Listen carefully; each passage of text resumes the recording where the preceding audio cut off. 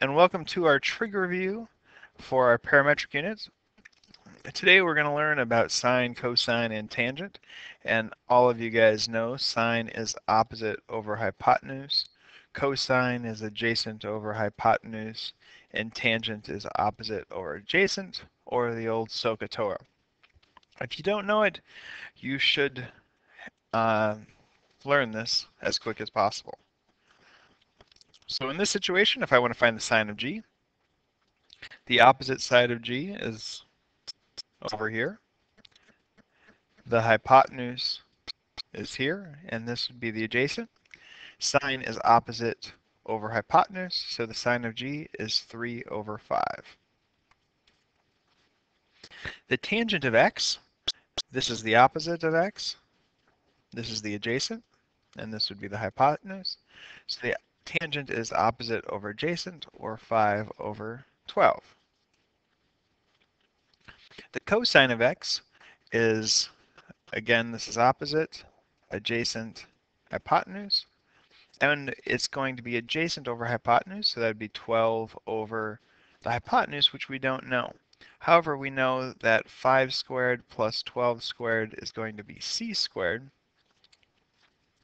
That's the Pythagorean theorem because this is a right triangle. So 169 is going to equal c squared, or c is going to be 13. So we can find the value if we don't have it. So cosine of x is going to be 12 over 13. The sine of theta here.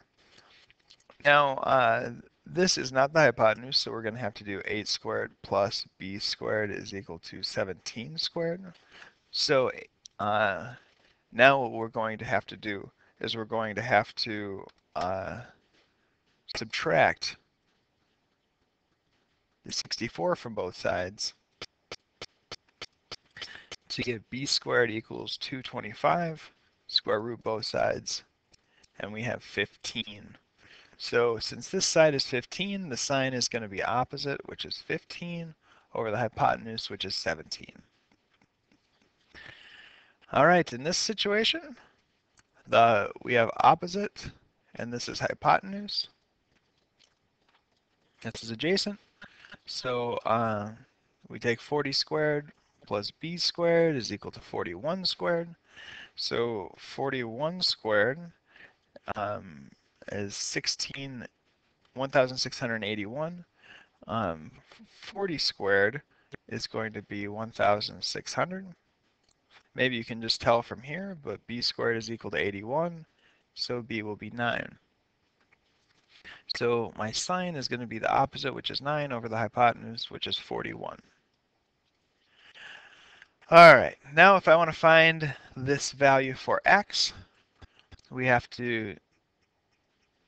know that that's the opposite. This is the adjacent of our angle, which is 41. Opposite over adjacent is tangent. So looking at the tangent of 41 is going to be 10 over x.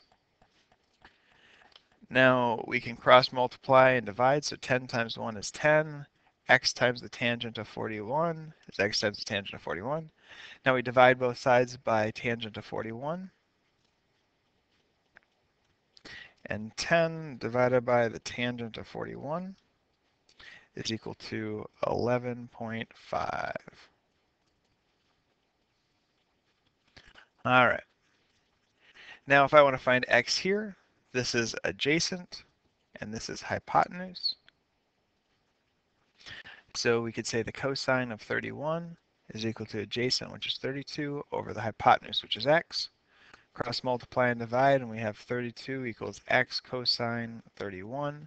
Divide both sides by the cosine of 31, and we will have 32 divided by cosine 31, 37.3. So that side is 37.3 units long. All right, now if I want to find an angle, we know this is the adjacent, this is the hypotenuse, so I would say the cosine of my theta is going to be 20 over 23. So if I want to find that value, and it's between 0 and 180 degrees, I can just take the inverse cosine of 20 over 23 to be 29.59. So let's say 29.6. Just to do another one of those, here we have the opposite, and here is the hypotenuse. So the sine of theta is going to be 13 over 17. So theta will be the inverse sine of 13 over 17, which the inverse sine of 13 over 17 is 49.88, or 49.9. All right. Now, the rest of the problems in the lesson are uh, pretty similar to what we've just gone through, so hopefully that is enough to finish.